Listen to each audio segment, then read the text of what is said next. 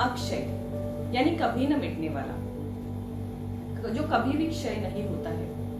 आज अक्षय तृतीया है, तो हम जानेंगे अक्षय तृतीया के बारे में, scientific reason behind today's date and what we can do. आज के दिन हम क्या कर सकते हैं, ये हम जानेंगे। नमस्कार, मैं Tejaswi from cosmic breath spiritual foundation, और मैं आपसे कुछ अक्षय तृतीया से जुड़ी चीजें शेयर करूंगी।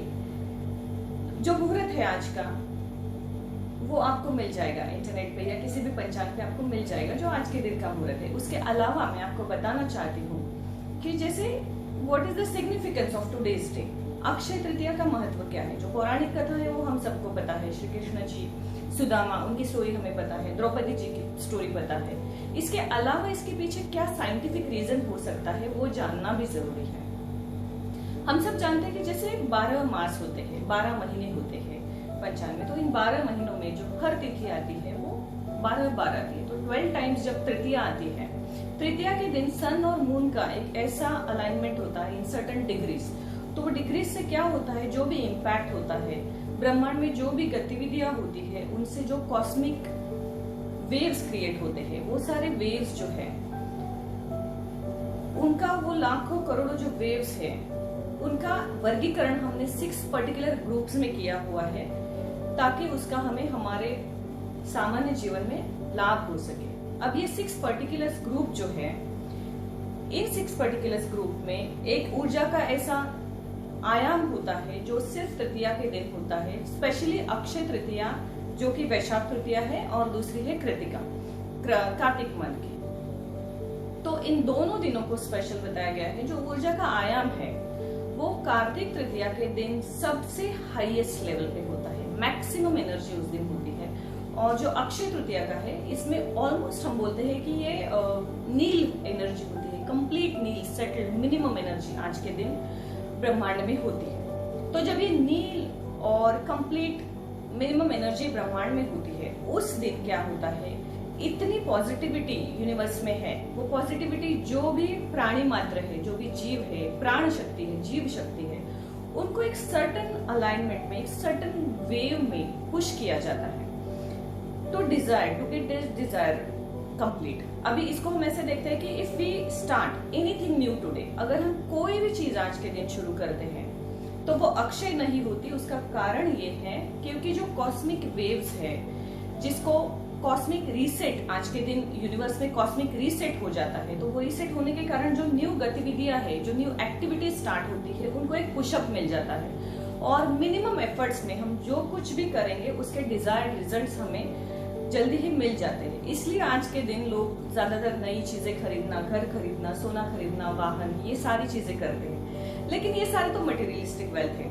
ऑफ कोर्स ये अक्षय रहेंगे, आज के दिन शुरू करेंगे। इसके अलावा हम क्या कर सकते हैं? तो जो सबसे जरूरी चीज इसके अलावा है, जैसे हम क्या खरीदे, उससे हमें क्या लाभ होगा, इसके साथ हमें ये जानना जरूरी है कि अगर कोई भी चीज आज हम करें, उसका 100 गुना ज्यादा फल हमें मिलता है, क्योंकि कॉस्मिक एनर्जी हमें एक सर्टेन वे में पुश करती है। तो हम जानते हैं कि कोई पुण्य कर्म भी अगर हम आज के दिन करेंगे, उसका भी हमें 100 गुना ज्यादा फल मिलेगा।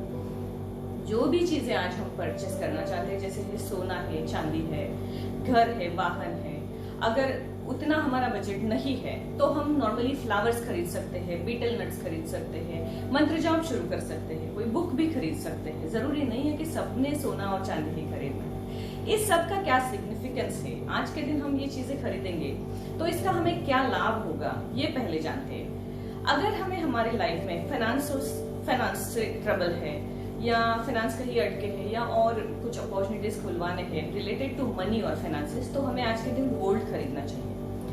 अगर हम हेल्थ इश्यूज से डील कर रहे हैं तो हमें सिल्वर खरीदना चाहिए।